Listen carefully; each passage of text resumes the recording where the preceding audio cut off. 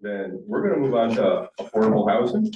We have Maria Demarco, president of Demarco Management Company here, and she's gonna teach us everything we need to know. And then some. Say more than I ever wanted to know.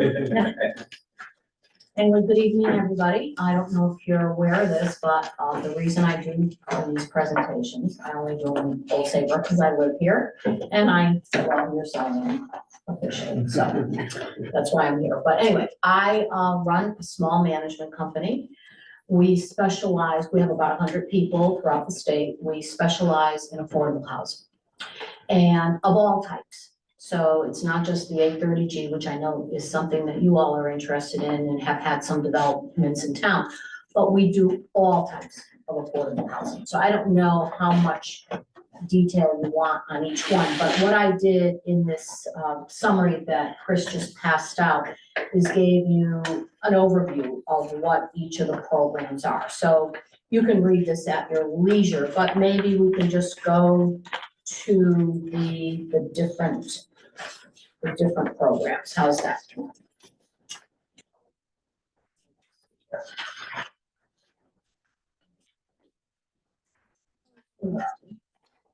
Okay, so the first one that, and I think we always put it first because it's my favorite. It's called, affordable housing is basically set up with income limits. That's the thing that is the same throughout all the different programs. They have income limits and they have rental or sale limits. So that's what makes it affordable. There's various programs and it depends on how the development is funded. So for the first one, it's called the Low Income Housing Tax Credit Program. And the reason, these are tax credits that are purchased by corporations and the money gets distributed to each state by population, and in Connecticut, those funds are administered through the Connecticut Housing Finance Authority. They're competitive, you have to apply for them, and then if you get awarded those, they go right to your project. So you can use those in the development of your project, and it's the thing that makes it affordable. The reason I like this program is because there's an incentive for upward mobility. So you move in, we build a complex that has the low income housing tax credit as the funding source, and everybody that moves in has to meet a certain income level, okay? If they meet that income level, which that's where the details are, that's what we do. We check everybody's eligibility. If they meet the income level, they can move in. If 5 days later, they get a better job and they start making a lot more money, guess what? I don't really care. So I've seen these programs where people have gone in and a nurse's aide is the household, is the head of the household. And they're paying $500 a month in rent. And then this individual goes on and gets her education and now becomes an RN. Now they're making over $90,000 a year in income. They're still gonna pay the low rent. What this has done is it has allowed people to move out of these units and go right to home ownership. It's the only program where I really see that happen.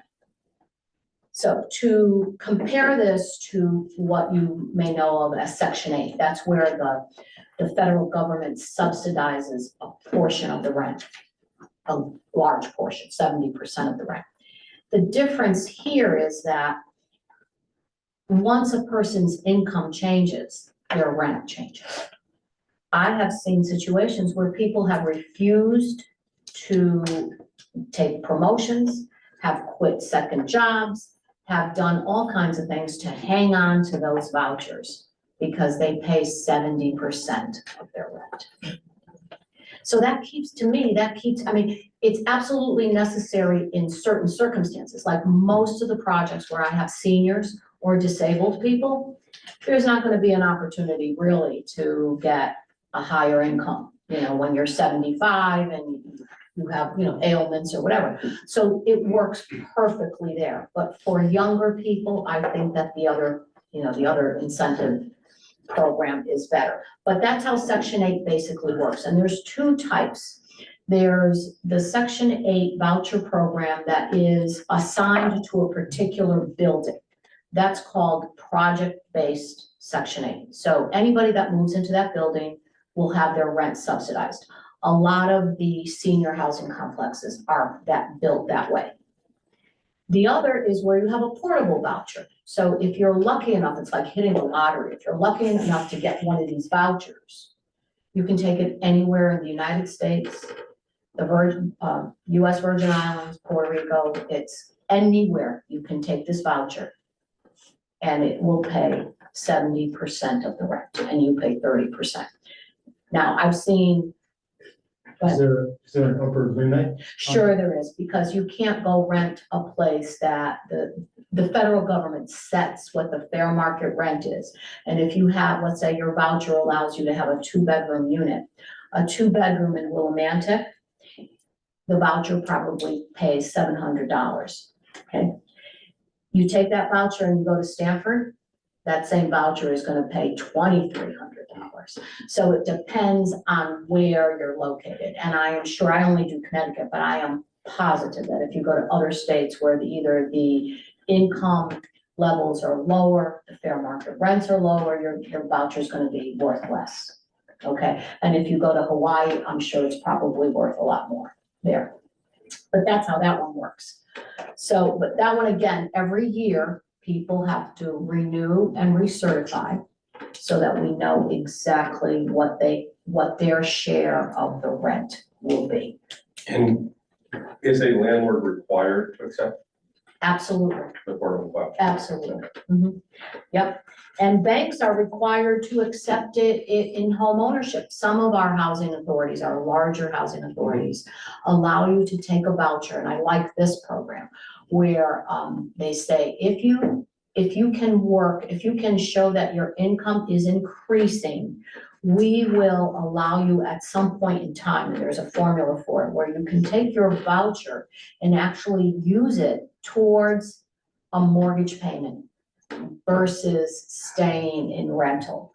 And I really like that. But in Connecticut, there's only 2 housing authorities that have that program, because you have to be a very large housing authority, and we don't have that many. But that's a great program.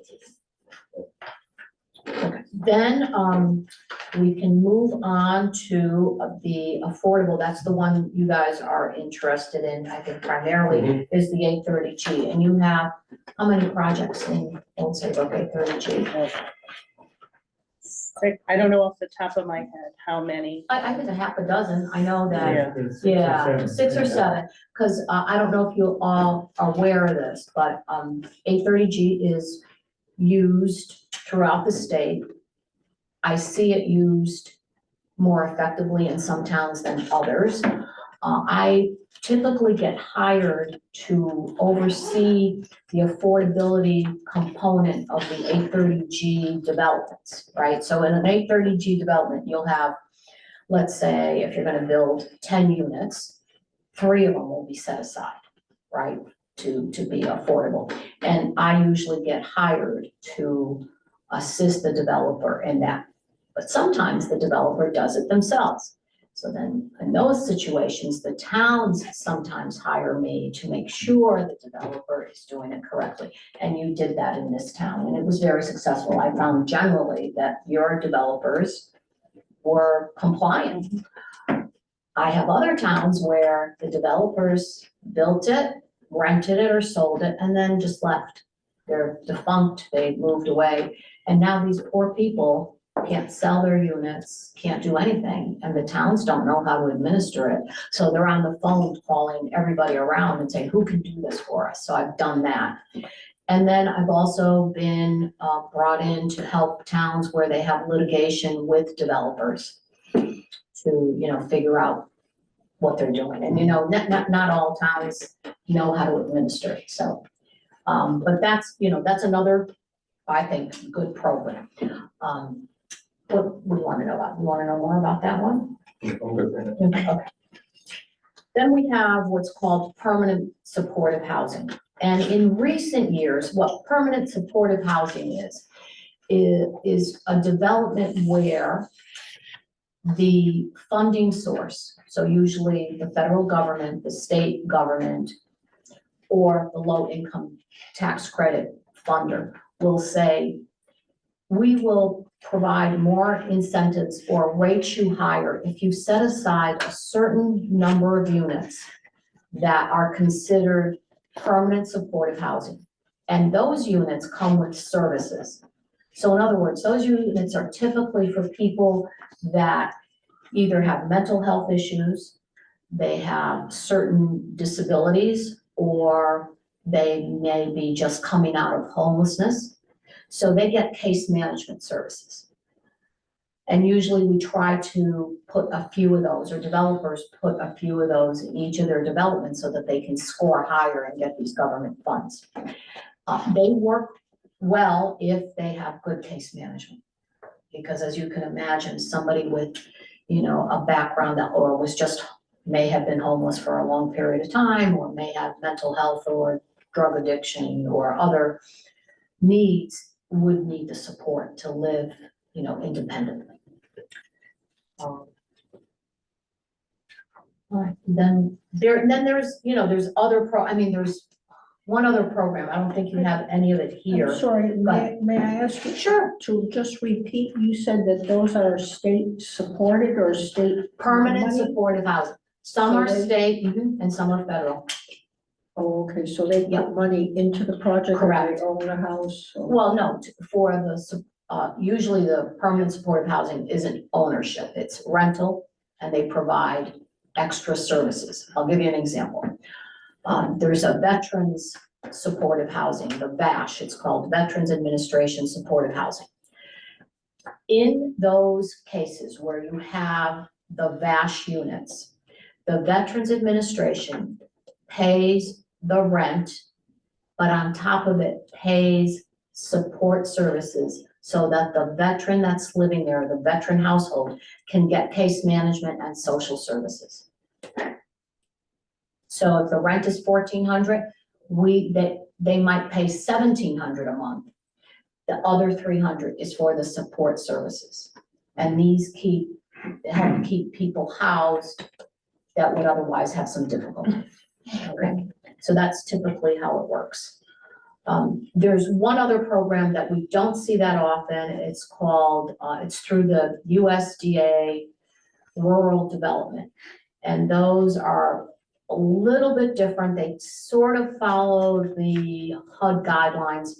HUD kind of has the overarching responsibility for all these programs, right? So they have what I call the Bible. It's it's called the 4350, and it's a book about 6 inches. It gets bigger every year, of all their regulations, and they change them all the time.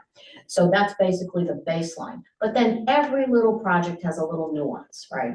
And USDA Rural Development is the same. We have a couple of those. There's some in Clinton, there's some in Westbrook, and they're just a little bit different.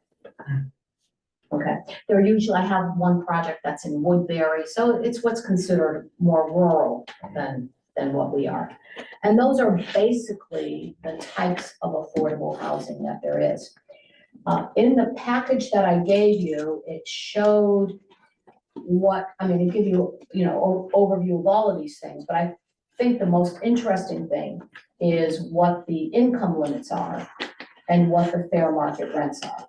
So a lot of times I go speak to communities and they think that affordable housing is just for the very lowest income group that they can imagine, and that's not the case. So if you look at the sheet that I gave you, you can see that, well, let me back up, I'll explain one other thing. Usually in these projects that are depending on the funding source, when you determine the median income, you have two options. One is the state income, the median state income, or the municipality's state income. Some programs, 830G typically says you must use the lesser of. So even if you're building an old Saybrook, you'll see that the median income is almost $150,000 a year. It's 148.9. But the state income median is 122.3. So when we are doing the calculations, we have to use the 122.3. However, there's another little caveat. It's also in Old Saybrook, you have IHC. Yeah. What it, it's, Incentive housing zone. the incentive housing zone in Old Saybrook says just the opposite. We will let you use the Old Saybrook median income, because by having a higher median income, you can rent to people that make more money and you can ask for more rent, or your sales price can be higher. Okay, so you have to know all of these things, and the devil in all of this is in the details, and that's basically what my company does. We do the administration of these for the developers or the municipalities or HUD, CHFA, the Department of Housing. And it basically involves setting the rental rates or the sales price annually, because it changes. So if you sold something in 2018, you bought something in 2018 and now it's 2025, you want to sell it, you got to come back to us and we will recalculate what you can sell or rent it for. So every year that calculation has to be done. And the same calculation has to be done for the income of the people applying to live there. So that's why we have to recertify annually. If you own a house that you purchased under that program, can you rent it?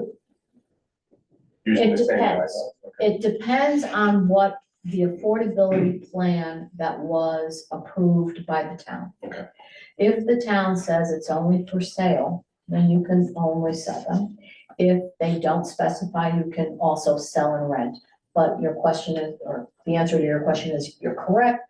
You still have to apply all the restrictions. Right, so it'd have to be these restricted rents. Correct. Yeah, okay. Correct, yeah. And they're usually deed restricted for 40 years. Mhm. There's two more fine points. I don't want to mess things up, but some of the affordable housing you've described, if it's land-based rather than voucher-based, has a sunset provision. That the IHZ at Saybrook Station Mhm. was restricted for 20 Okay, years, you're right, and then the cap comes off. right, And the 8-30Gs were for 40 years, and then the cap comes off. right.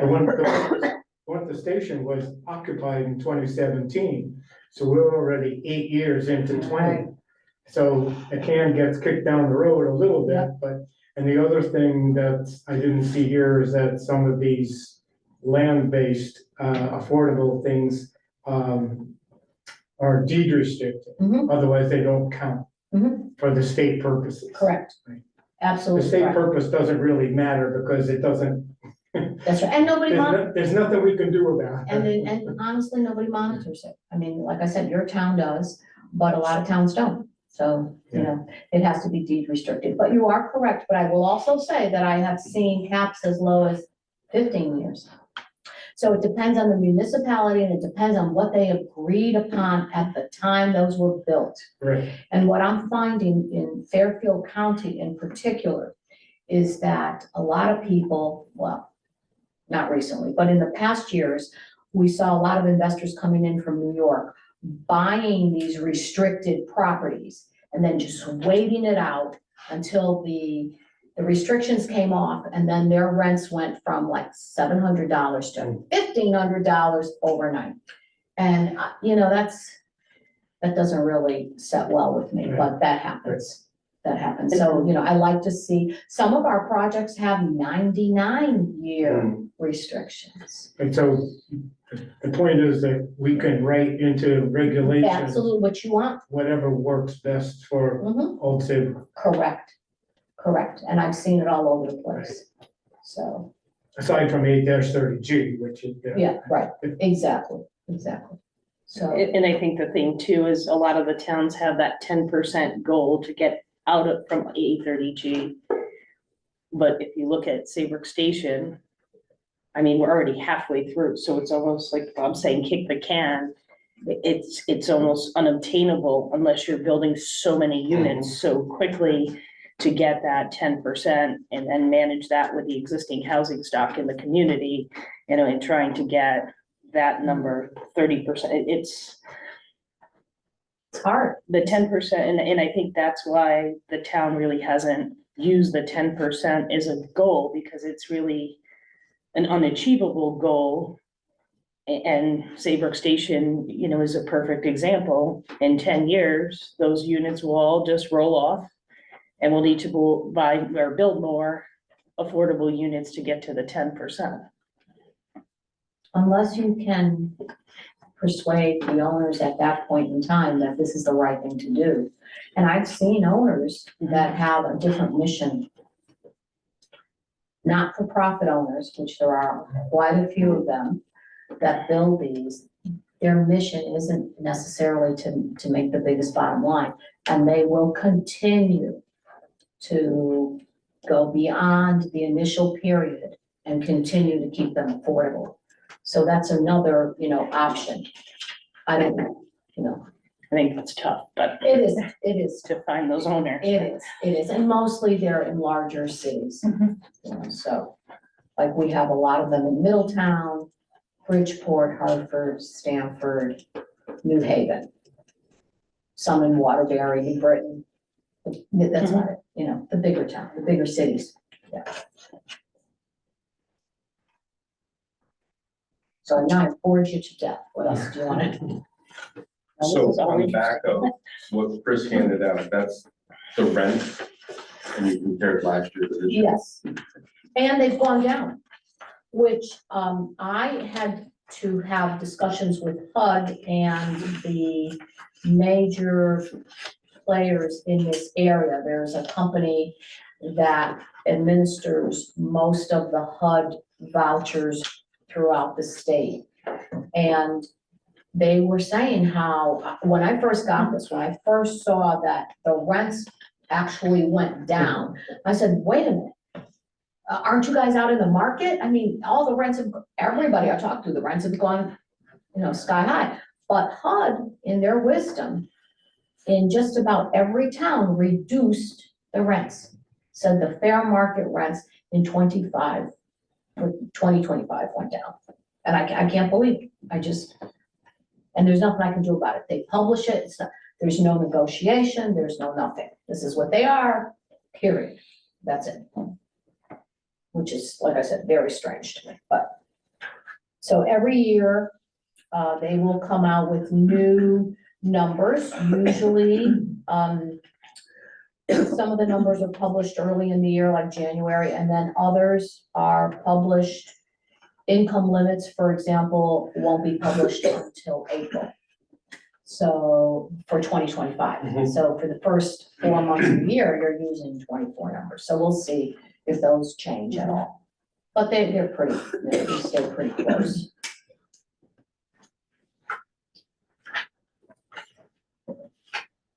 So I think that was it for me. And then what we did in our papers that we handed out was we provided a sample calculation. And it just includes a lot of different factors, right? It's pretty simple. This is in the statute. And you just have to plug it in, and it changes annually. And some of the pushback that I get from developers is that all things being equal, the thing that makes the biggest difference is the interest rate, right? And they all call me and say, oh no, I can get a mortgage cheaper than that. And they, you know, tell me I have to use theirs. That's not how it works. The state publishes a rate, and that's the rate I use. Just like when they publish the rate that we have to pay on security deposits, the state tells me. It's not like I can make it up. Okay, so that's when developers say, no, I can get them a cheaper rate. Nah, doesn't work that way. So I did have one question. So, you know, so you work all around the state, you see all kinds of different things, your experience kind of with our local market here. You know, this is such a complex situation, such a challenging kind of riddle to solve. there's nothing obvious that we're missing, there's nothing that you look in your experience and say, well, Old Saybrook should really do this, we have a perfect situation for that. No, No, right, it's just. no, you don't have a lot of developable land. You have septic and sewer issues, a lot of places. So no, unless you start changing your zoning where you're gonna allow high rises and, you know, change the whole design. Nature of- Yeah, no, there's really nothing. And I gotta say that, Old Saybrook is one of the few towns where you really welcome this. And this is just anecdotal, it's not, I can't prove it out, but in my experience doing this for, you know, almost 40 years, the wealthier the town, the more receptive they are to this. And you would think the opposite, that doesn't kind of make sense, right? You would think lower income areas would be more receptive to having affordable housing. So not to get ahead of things too much, but what we heard from CHFA is that with their limited resources, they embrace projects of 30 units and more. Mhm. And if Old Saybrook were to express a desire for middle housing, developments of 6 to 10 units per acre, total, well, not density, but total, CHFA is not likely to be so interested in those because it's more resource intensive from their perspective. So what do you see from developers and CHFA types as being a possible growth of middle housing? Yeah. I will tell you this, that they're absolutely correct, because in my business, the magic number, I gotta make all these projects work, right? So based on the restricted rents and income levels and all of that, the magic number for me is 40 units. In a 40-unit complex, I can make it work. We'll cash flow, we'll have enough money to make the project viable for the entire restricted time, not a problem. So they're saying 30, I think that's probably doable. Projects that I've seen all over town, and they've said that because in years past, they have done 6 to 12 unit developments, they're all failing.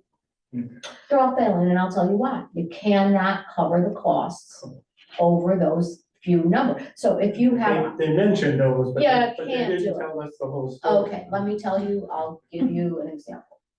I have a project that was an old parochial school, I won't mention the town.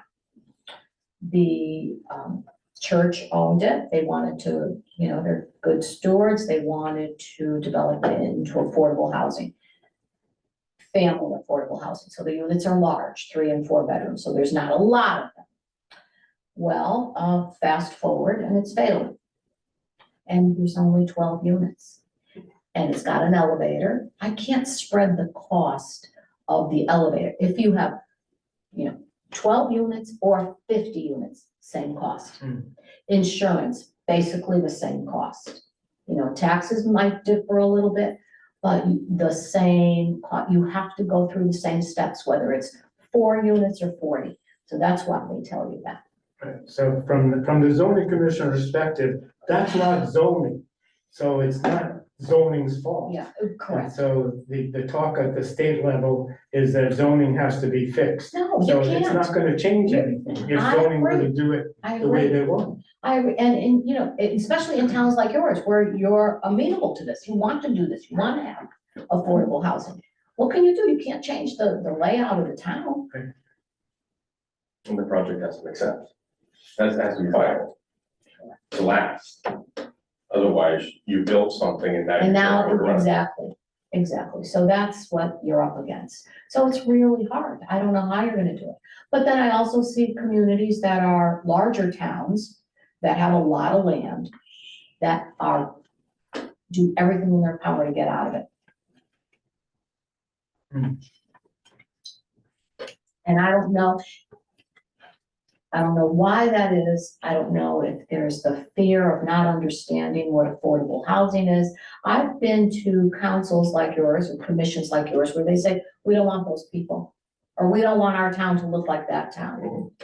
What are you talking about? It doesn't have to, because Exactly. that's You- what zoning can do, is to Exactly. make it so you can get affordable housing, that That doesn't fit- look like that. That fits in your community. And like I said, in most of the places, I mean, we have housing, affordable housing in Westport and Canaan and in a lot of very affluent towns. And it fits right in with the community and they're beautiful and you wouldn't know any different. I mean, look at Ferry Road. You know where Ferry Road is? You know, the low income apartments there? You don't know, we manage those. You don't know the amount of times I get phone calls for people looking to buy a condo there. Mhm. And it's affordable housing. Yeah. And And it's for years, I beautiful, bought condos. and it's beautiful, It is and beautiful. it's still beautiful, It's well maintained. And so, that was first occupied, when, 2012? That was, yeah, the yeah, it's. first yeah, one, or yeah. one of the first ones. Yep, exactly, And that's done by the same people that are doing the Wellington and Madison. correct. No, Hope did 45 Ferry Road with the town. I believe Hope's doing Wellington. Hope is a partner. Part- Oh, okay, I thought, Yeah, they are. The group that's doing the Wellington is. So they were instrumental in the creation, but it's occupied, it's operated by the Women's Institute from New No. London. Not No, anymore. not anymore? No, we've always operated. Oh, okay, Yeah. that changed, okay. No, the Women's Institute was their development consultant. The Women's Institute is defunct, they're no longer around. Yeah. We managed it Okay, from the day the doors opened. And I gotta tell you that that's a really successful project. That project has, had people, 2 or 3 households that have moved out to purchase homes. And we have 50% of the people that live there are the same people that first okay, yeah. moved in. Well, So, and the other people that have left is because they've either gone to a nursing home or passed away. So if you maintain them and you build them right and they look nice and people don't move, where are they gonna go? Yeah. Right? So if they wanna stay in town and they want to raise their kids in town, there's not a lot of choices, as you know. So our apartments there, the highest one is renting a 3-bedroom for 1,800.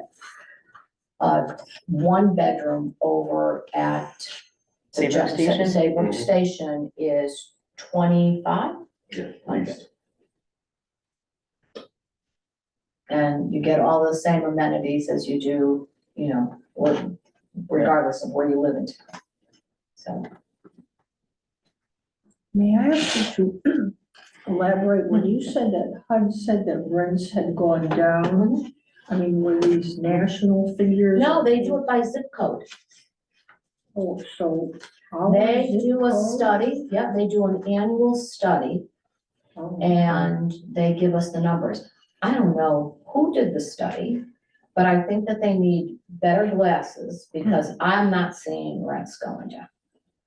Well, the other concern is, of course, the trend has been for the population in Connecticut to be contracting rather than. Decrease, correct. And, so I wonder if that's part of the trend, but. I don't know, but like I said, we are, we're mandated to use those numbers. I mean, different programs have different rent and sale number calculations. But generally, everybody looks at, hey, what did HUD say the fair market rent is? Do you know if it went down universally or? In just about every location except for a handful in Connecticut. But I will say, in some cases, I have a project in Plainfield, Connecticut, which is very low income. The market rent, we also do our own studies, so we'll call up, there's not a lot of rental options there, but we'll call up and we'll see, hey, what are these places renting for? And in that area, a 1-bedroom is going for the high 700s, 800 a month. HUD is paying us a lot more than that for that project-based housing that we have. So anybody that moves into that housing the rent that we collect is much higher than what the market is. And there's really no rhyme or reason to some of this stuff. It's just the way it works. Do you think it could be impacted by accessory dwelling units? A little bit? Yes, and I've seen some communities do that, especially in Fairfield County, where, they have larger homes, acreage, and, they can do it. They're putting in the units, and I think Waterford might be doing that too. They've now allowed. So we opened it up, we've always allowed for attached, we opened it up for detached. Mhm. So, I'm just not texting anybody, I'm looking at the numbers on my phone. But we have 79 right now, 69 attached. We've had 20 new since the zoning regulation went into effect in 2021. And I wonder if that has some impact. Well, the only way to find out is if it's rented, if they're rented, you could ask, what are the demographics of the renters? And then you could, you have to put the deed restrictions on them to make them count.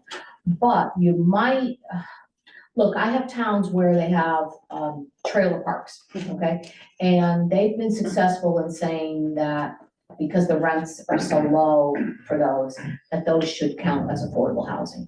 And some do. Mhm. And there's not really there's deed restrictions, I think, but I'm not sure. And then I don't think the town's ever checked, to be honest with you. Because I've seen one where it was supposed to be restricted to people 62 and older. And then they pass away and now their grandson is, the 22-year-old grandson is living in the trailer. Like, I know this, but who checks? I'm not managing that trailer facility, so. Well, we don't manage that part of it, but I just had someone recently, it's someone who's lived in town, can't live on their own. The children are building an accessory dwelling unit. The other unit will go for sale or rent, so now you're creating a little bit of Right. movement. And the plan is, if something happens to the older individual, that the ADU would be a place for their daughter to live. So, so it must have some kind of an impact because you're freeing up a house, you're getting, and that's what you're saying, there's a little bit of a difference. I don't know what these ADUs go for. I know some of them are very, it could be for $2,000. But it's showing some movement. I think the more you build, the more you're moving things around, that you're freeing up a house potentially that could have been, move someone else in or so forth. So I don't know. The houses aren't renting for as much as they were. The housing rentals are going down, Are they? Yeah, so that bears out what HUD is saying, is Right. that the whole rental market is going and they're down, sitting on the market long. really. But I also do a lot with Yale interns in New Haven, and that's a ridiculous market. Yeah. That's $4,000 for a two-bedroom. That's why you see all the development. Yeah, and I will say that at the Wellington, we had some units that were considered market where the rent was not fixed. You didn't have to have a certain income. We didn't care what you made or, whatever. And we had a lot of nurses come from Yale and say, hey, a couple of nurses wanted to share a two-bedroom or whatever. And even then, the rents were reasonable. Right. For that area. We tried to keep them low. So even the market rents at that project were like $2,500. Right. And I've noticed that Metro Star, they built the big complex in Branford, Mhm. and they have a bunch in New Haven. They tend to be more on the reasonable side than some of the bigger complexes. It depends, it depends on the motivation of the developer. Like I said, I have a lot of not-for-profit developers like Hope that wants their mission driven and not profit driven. If you can get those kind of developers interested, but like I said, there's nothing you guys can do here. You can't add another story to Old Saybrook, you'd like to duplicate it, but you can't. What are you gonna do? We'll take over Westbrook and just take over the land. Annex. Annex. Can you talk just a little bit about your experience with deed restricted units for sale? I think we've always had this focus, everything here for the most part, other than just everything's apartment, apartment, apartment. We have a development that may have a combination of rentals and places that you can purchase, which I think is great, but we've always had this focus here because the majority of our developments and our units are rentals. So they basically operate the same in that whoever is gonna administer the affordability component of that development, you have to follow the same rules, right? What happens is that, I'm not offending any realtors, by the No, way, that's but the fine. realtors don't understand this program. And I'm also finding out that a lot of attorneys don't understand this program. So what we're seeing is people will go in, so, there's the one that's half in Westbrook. and half- Ethan's Landing. Ethan's Landing, okay. So I'll give you that example. There's just 8 units, I think. Yeah, 4 and 4. 4 in Westbrook, 4 in Old Saybrook. And, On the Westbrook line, yeah, yeah, there's 2 in Old Saybrook okay, well, there's, yeah, maybe, No, yeah, it was an- well, and 5. Wasn't it 8 units total? I think it's 8, I thought it was, 6, yeah, 6 in but the Westbrook. restricted ones, I'm not talking about, I'm talking about, it's the whole complex is 8. Okay. 4 in Old Saybrook, 4 in Westbrook, and then each had its own couple. And when it first went for sale, the set aside units, the units that had to meet the affordability complex were $100,000 less and looked identical to the other units, which is what you want, right? You want to make them all look the same, basically. So, great, the people that were lucky enough bought those. And then time passes and now they want to sell them. So the first thing they do is they say, well, I want to get, what's the asking price? They'll go to a realtor and they'll say, hey, these are selling for $500,000 now. And that's what they think that they're going to be able to do. And then lo and behold, somebody, usually me, because if I'm involved with the project, I say, wait a minute, you can't do that. You have to come to me. So then I do the calculation and I say, well, you bought it for 150. You can sell it now for 180. But my neighbor sold his for 5. Sorry, this is how the program works. And then who you sell it to has to meet the requirements, the same requirements. So I had a situation, I was telling you about that before, where I had a young man buy an affordable unit over in Groton near the base and immediately put $30,000 into the house. Bought the house, it was affordable, did an elaborate yard, upgraded, finished the lower level, beautiful. 3 months later, he was deployed to another state and tried to sell the house, came to me and said, well, I put 30 grand into it. And I said, sorry, you can't, you've been here 3 months, you're not getting 1 penny of that 30,000. You are not getting 1 penny. They fought me, they took it all the way up to the state, got attorneys and everything. They swore that they were never told about the restrictions. It's in your deed. The attorney should have told you. It was settled out, it was not a problem, but I learned from that experience. So when we administer these programs and I verify people and I say, okay, you're qualified to buy this condo, this home or whatever. And I say, please sign this document. The document says, I understand the restrictions. I know the statute. I know that I will have to comply with the regulations because I'm not going through that again. And I was shocked because with the case with the serviceman, I said, your lawyer didn't tell you? No, he didn't tell us. He didn't really understand the statute. So that's what, it gets very, very confusing. So I always tell everybody, get somebody that understands it. I mean, you're lucky because in town you have, me, I know this and Chris can always call me, but who's the attorney we use that knows this in and out? Ed Casella. Ed Casella, thank you. So Ed Casella is really good with this stuff too, and he's done a lot of the affordability plans. But I don't find that many attorneys around that know it in and out like that. It's not an everyday thing. That's part of the problem. Yeah. And that's why agents don't understand it, is because you don't come across it. Yeah, exactly. It's not an everyday. So is that calculation of what percentage or what the amount that they can accrue? Is that a set formula? Is that Yes. something that you could share with I us? did, I Is did. it It's in your easy to- package. Oh, it is? Yeah. Oh, It's okay. the- Oh, okay, I will look. We It did looks one like for this column. maximum rental, but it's the same formula for sales. And it gives you just a sample of what all the components are. Oh, to purchase, as you say, to purchase, if you were to resell it. Right, there's a it follows the similar outline. All right, so you would have to use the state, the first step is to determine if you're gonna use the state median income or the municipality median income. I think Paul is talking about Purchase. setting the price of the house. Yeah, saying the price. There is a calculation and it's updated every time you go to sell it. So if, I get new figures usually at the beginning of the year, right? So I get new numbers. But at the time of the sale, I have to go back and redo these because I have to find out what the taxes are. So if the taxes have changed, that goes into the formula.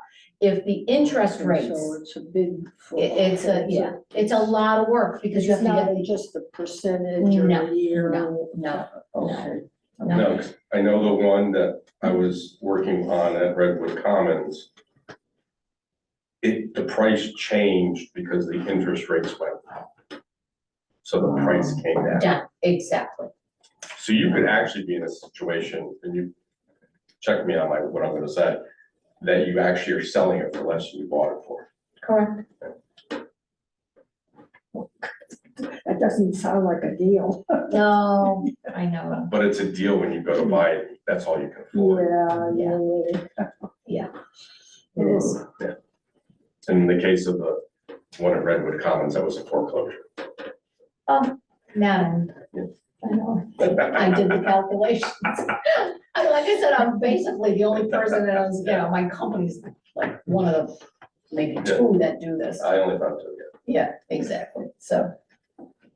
But it's in there, but if if you ever have any questions, get to Chris and we can do a calculation Yeah, for you. no, I know, I was just curious. Yeah. you know, percentage. You gonna make your house affordable?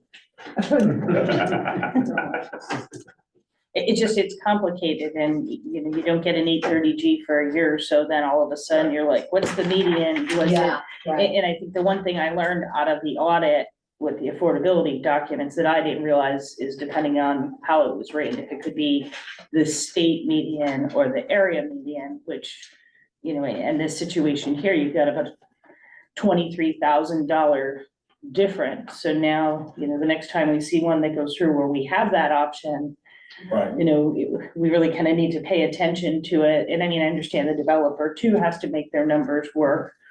But I didn't know there was an option. It was just kind of, okay, you go through the formula, the attorneys review it, they write up the documents. So it's definitely, yep, and it has an impact Mhm. on either the rental amount or the sale amount. So you really have to pay close attention to that. Mhm. And you have them here in Old Saybrook, you have one of each, or a couple of each, so.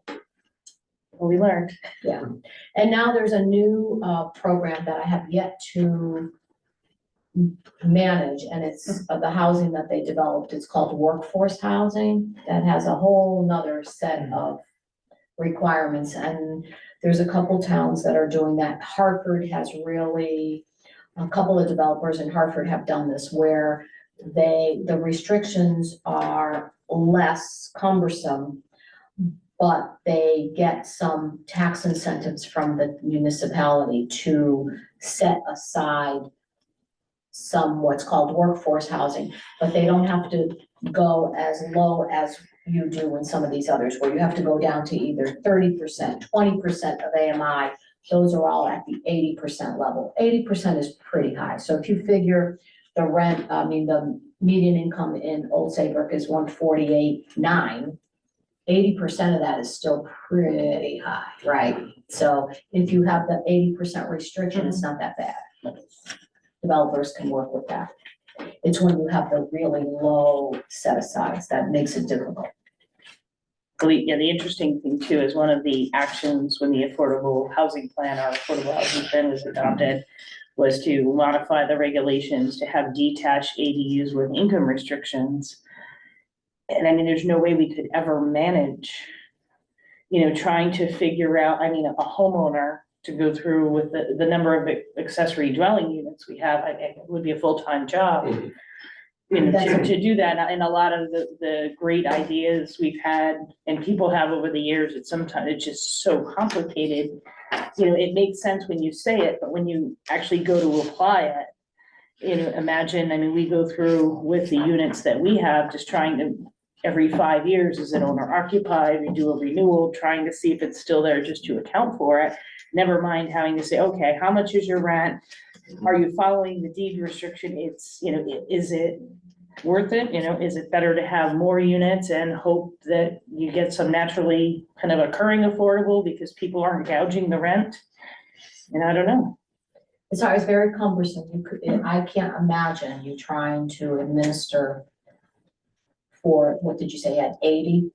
And then it's invasive. I mean, really, because at least people know that if they move into like a ferry crossing, right? They know that every year you've got to provide me your income, your tax return, your bank statements. They know that that's part of the program. That's why they get to pay a lower rent and they abide by it. Well, how do you do that in 80 individually owned?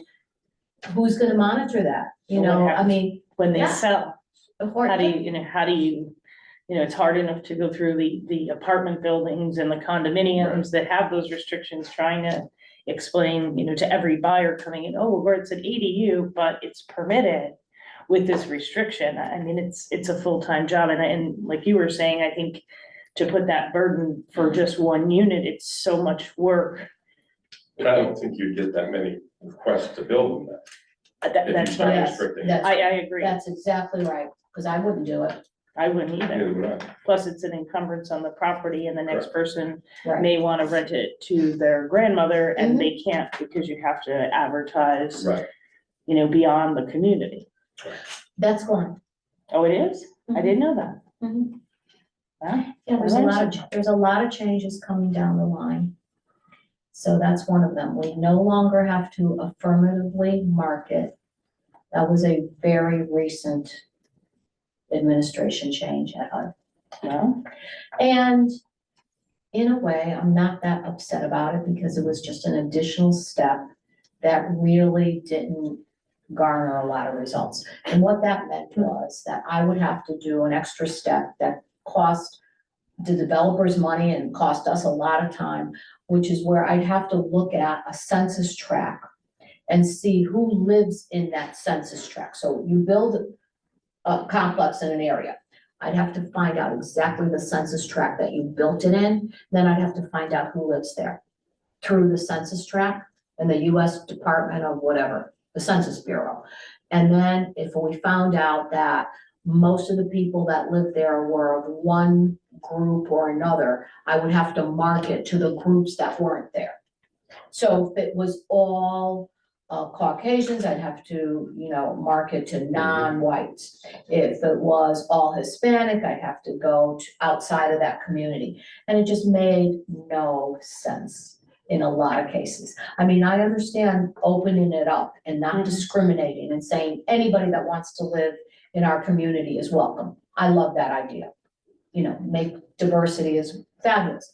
But to add that additional step, because what I have found is that people want to live where they're comfortable, where they can go to their churches and go to their grocery stores and live near their relatives and do the things that make them feel like their own community, right?